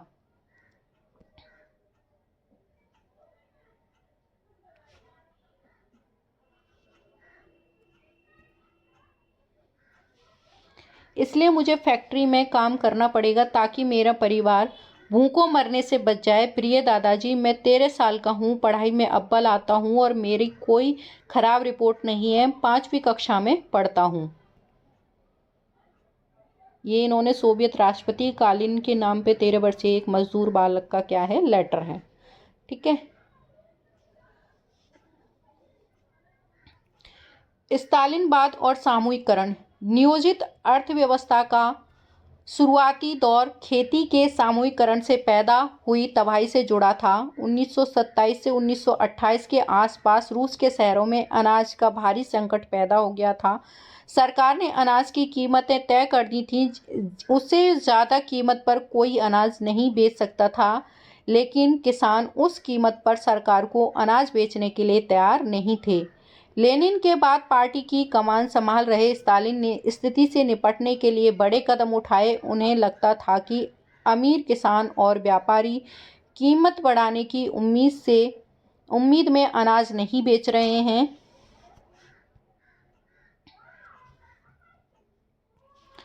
स्थिति पर काबू पाने के लिए सट्टेबाजी पर अंकुश लगाना और व्यापारियों को पास जमा अनाज को जब्त करना जरूरी था। 1928 में पार्टी के सदस्यों ने अनाज उत्पादक इलाकों का दौरा किया। उन्होंने किसानों से जबरन अनाज खरीदा और कुलकों के ठिकानों पर छापे मारे। रूस में संपन्न किसानों को कुलक कहा जाता था। कई बार पूछ लिया जाता है कुलक किन्हें कहा जाता, तो रूस में जो संपन्न किसान होते थे उन्हें कुलक कहा जाता था। जब इलाके के बाद भी अनाज की कमी बनी रही तो जब इसके बाद भी अनाज की कमी बन रही तो खेतों के सामूहिकरण का फैसला लिया गया। इस फैसले के पक्ष में एक तर्क दिया गया था कि अनाज की कमी इसलिए है क्योंकि खेत बहुत छोटे छोटे हैं। 1917 के बाद जमीन किसानों को सौंप दी गई थी। फलस्वरूप ज्यादातर किसानों के पास छोटे खेत थे जिनका आधुनिकीकरण नहीं किया जा सकता था। आधुनिक खेती विकसित करने और उन पर मशीनों की सहायता से औद्योगिक खेती करने के लिए कुलकों का सफाया करना, किसानों से जमीन छीनना और राज्य नियंत्रित यानी सरकार नियंत्रण वाले विशाल खेत बनाना जरूरी माना गया। इसी के बाद स्टालिन का सामूहिकरण कार्यक्रम शुरू हुआ। 1929 से पार्टी ने सभी किसानों को सामूहिक खेतों को कोलखोज कहा जाता था। कोलखोजों में काम करने का आदेश जारी कर दिया। ज्यादातर जमीन और साजो सामान सामूहिक खेतों के स्वामित्व में सौंप दिए गए। सभी किसान सामूहिक खेतों पर काम करते थे और कोलखोजों के मुनाफे को सभी किसानों के बीच बांट दिया जाता था। इस फैसले से गुस्साए किसानों ने सरकार को विरोध किया और वे अपने जानवरों को खत्म करने लगे। 1929 से 31 के बीच मवेशियों की संख्या में एक तिहाई कमी आ गई। सामूहिकरण का विरोध करने वालों की सख्त सजा दी जाती थी। बहुत सारे लोगों को निर्वासन या देश निकाला दे दिया गया। यहाँ ये जो पिक्चर दे रखी है ये सामूहिकरण के दौरान एक पोस्टर की है। इसमें लिखा है हम खेतों में कमी लाने वाले कुलक एक बार करेंगे। ये दिखा रखा है, ठीक है।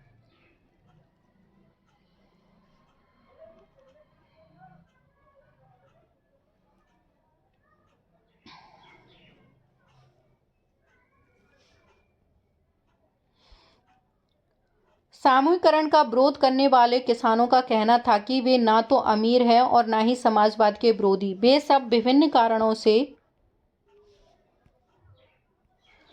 सामूहिक खेतों पर काम नहीं करना चाहते थे। स्टालिन सरकार ने सीमित स्तर पर स्वतंत्र किसान की व्यवस्था भी जारी रहने दी, लेकिन ऐसे किसानों को कोई खास मदद नहीं दी जाती थी। सामूहिकरण के बावजूद उत्पादन में नाटकीय वृद्धि नहीं हुई, बल्कि 1930 से 33 की खराब फसल के बाद तो सोवियत इतिहास का सबसे बड़ा अकाल पड़ा, जिसमें 40 लाख से ज़्यादा लोग मारे गए। पार्टी में भी बहुत सारे लोग नियोजित अर्थव्यवस्था के अंतर्गत औद्योगिक उत्पादन में पैदा हो रहे भ्रम और सामूहिकरण के परिणामों की आलोचना करने लगे थे। स्टालिन और उसके सहयोगियों ने ऐसे आलोचकों पर समाजवाद के खिलाफ साजिश रचने का आरोप लगाया। देश भर में बहुत सारे लोगों पर इसी तरह के आरोप लगाए गए और 1939 तक आते आते 20 लाख से ज़्यादा लोगों को या तो जेल में या श्रम शिविरों में भेज दिया गया।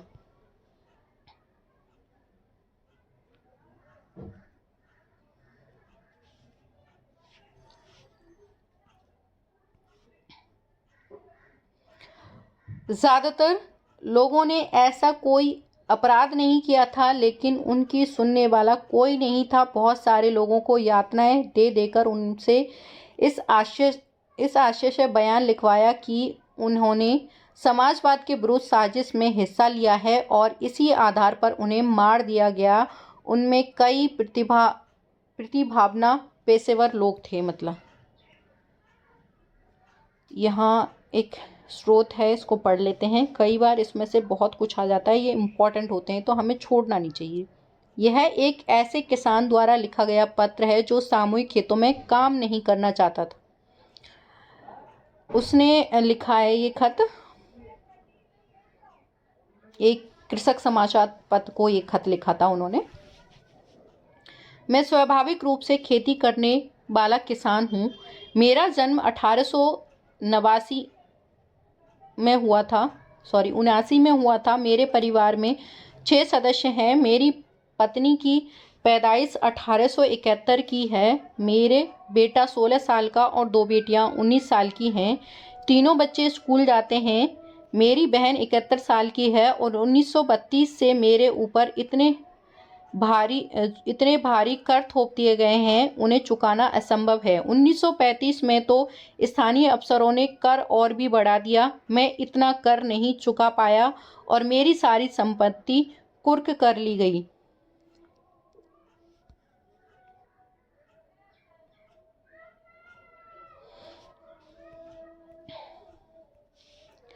मेरा घोड़ा, गाय, बछड़ा, भैंस, मेमने, सारे औजार, फर्नीचर और घर की मरम्मत के लिए रखी लकड़ी सब कुछ कुर्क करके बेच डाला। 1936 में उन्होंने मेरी 2 इमारतें बेच दी। कोलखोज ने ही उन्हें खरीद लिया। 1937 में मेरी दोनों झोंपड़ियों में से एक बेच दी गई और दूसरी जब्त कर लिया गया।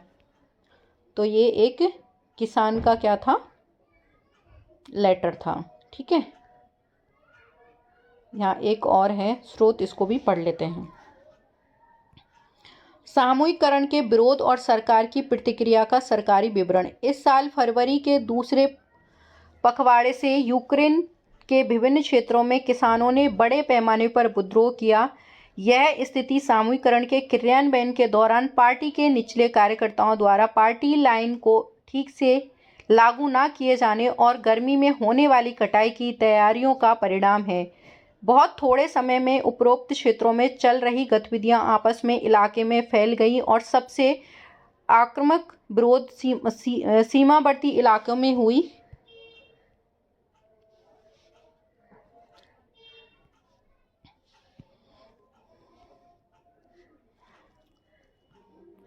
विद्रोही किसानों का ज़्यादा जोर इस बात पर था कि सामूहिकरण के कारण उनसे छीन लिया गया अनाज, मवेशियां, औजार उन्हें लौटा दिए जाएं। 1 फरवरी से 15 मार्च के बीच 25,000 गिरफ्तारियां हो चुकी थी। 656 को मृत्युदंड दिया गया और 3,673 को श्रम शिविरों में बंद कर दिया गया और 5,580 को देश निकाला दे दिया गया। यहाँ जो पिक्चर दिख रही है ये विशाल सामूहिक फार्मों में काम करने के लिए जुटी औरतों की भीड़ है। ये किसान औरतें हैं, उनकी भीड़ है ये।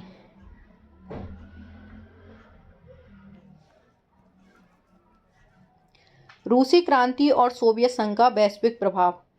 बोल्शेविकों ने जिस तरह सत्ता पर कब्जा कर लिया था, जिस तरह उन्होंने शासन चलाया, इसके बारे में यूरोप की समाजवादी पार्टी बहुत सहमत नहीं थी। लेकिन मेहनतकशों के राज्यों की स्थापना की संभावना ने दुनिया भर के लोगों में एक नई उम्मीद जगा दी थी। बहुत सारे देशों में कम्युनिस्ट पार्टियों का गठन किया गया। जैसे जैसे इंग्लैंड में communist party of great Britain की स्थापना की गई, बोल्शेविकों ने औपनिवेशों की जनता को भी उनके रास्ते का अनुसरण करने के लिए प्रोत्साहित किया। यहाँ ऊपर ये जो पिक्चर दे रखी है ये इंडो सोवियत जर्नल लेनिन विशेषज्ञ की है। ये एक कटिंग है न्यूज़पेपर की। ठीक है, प्रोत्साहित किया। ओके। सोवियत संघ के अलावा भी बहुत सारे देशों के प्रतिनिधियों ने conference of the peoples of the east 1920 और बोल्शेविकों द्वारा बनाए गए कॉमिंटर्न्स, बोल्शेविक समर्थक समाजवादी पार्टियों का अंतर्राष्ट्रीय एक महासंघ होता था, उसको कहा जाता था, में हिस्सा लिया था। कुछ विदेशियों को सोवियत संघ की communist university of the workers of the east में शिक्षा दी गई। जब दूसरा विश्व युद्ध हुआ तब तक सोवियत संघ की वजह से समाजवाद को एक वैश्विक पहचान और हैसियत मिल चुकी थी, लेकिन 50 के दशक तक देश के भीतर भी लोग यह समझने लगे थे कि सोवियत संघ की शासन शैली रूसी क्रांति के आदर्शों के अनुसार नहीं है। विश्व समाजवादी आंदोलन में भी इसी बात को मान लिया गया था कि सोवियत संघ में सब कुछ ठीक ठाक नहीं चल रहा है।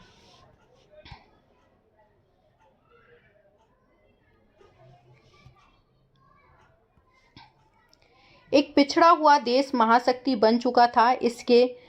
उसके उद्योग और खेती विकसित हो चुके थे और गरीबों को भोजन मिल रहा था, लेकिन वहाँ के नागरिकों को कई तरह की आवश्यक स्वतंत्रता नहीं दी जाती थी और विश्व परियोजनाओं को दमनकारी नीतियों के बल पर लागू किया गया था। 20वीं सदी के अंत तक एक समाजवादी देश के रूप में अंतर्राष्ट्रीय स्तर पर सोवियत संघ की प्रतिष्ठा काफ़ी कम रह गई थी। हालांकि वहाँ के लोग अभी भी समाजवाद के आदर्शों का सम्मान करते थे, लेकिन सभी देशों में समाजवाद के बारे में विविध प्रकार से व्यापक पुनर्विचार किए गए। ये बॉक्स है, पहले इसको देख लेते हैं।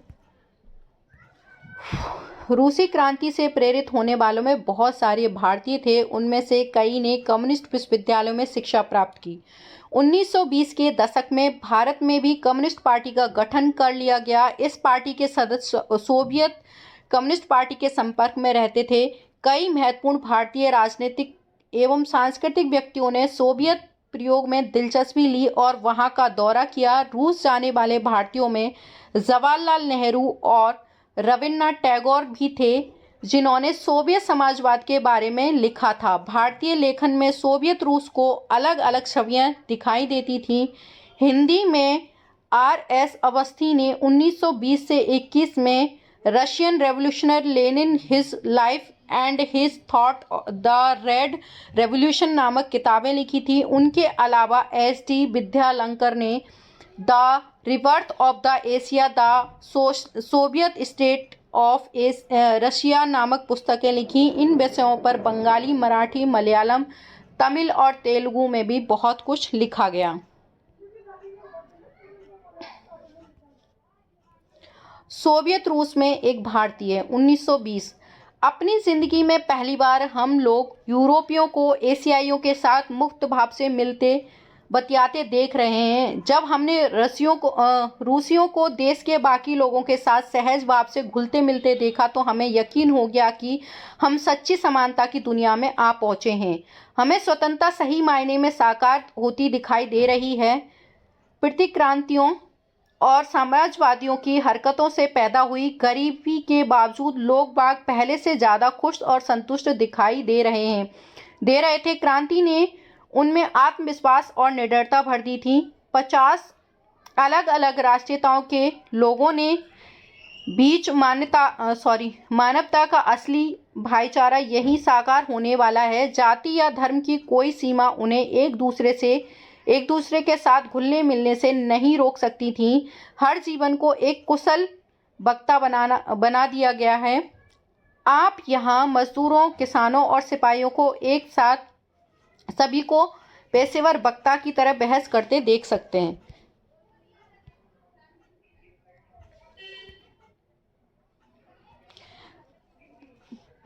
प्रतिक्रांति होता है क्रांति विरोधी। रूस से रविन्द्रनाथ टैगोर 1930। मॉस्को बाकी यूरोपीय राजधानियों के मुकाबले काफ़ी कम साफ सुथरा दिखाई देता है। सड़कों पर भागम भाग में लगा कोई व्यक्ति बहुत स्मार्ट नहीं लगता। सारी जगह मजदूरों की ही है। यहाँ आम जनता रईसों के साये में किसी तरह तब्दील दिखाई नहीं देती है। जो लोग सदियों से नेपथ्य में छिपे हुए थे आज सामने आ खड़े हुए हैं। मैं अपने देश के किसानों और मजदूरों के बारे में सोचने लगा। मेरे सामने जो कुछ उसे देखकर लगता था कि यह अरेबियन नाइट्स के किसी जिन की करामात है। यहाँ महज एक दशक पहले ये भी हमारे लोगों जितने ही अनपढ़, लाचार और भूखे थे। ये देखकर मेरे जैसे अभागे हिंदुस्तान से ज़्यादा अचंभा और भला किसी को होगा कि इन लोगों ने इतने थोड़े से सालों में अज्ञानता और बेसहारापन के पहाड़ को उतार फेंका है। ये रविन्द्रनाथ टैगोर के थॉट थे। तो ये हमारा जो चैप्टर है वो कंप्लीट हो चुका है। तो मिलते हैं एक नए टॉपिक के साथ, एक नए चैप्टर के साथ। Thank you so much.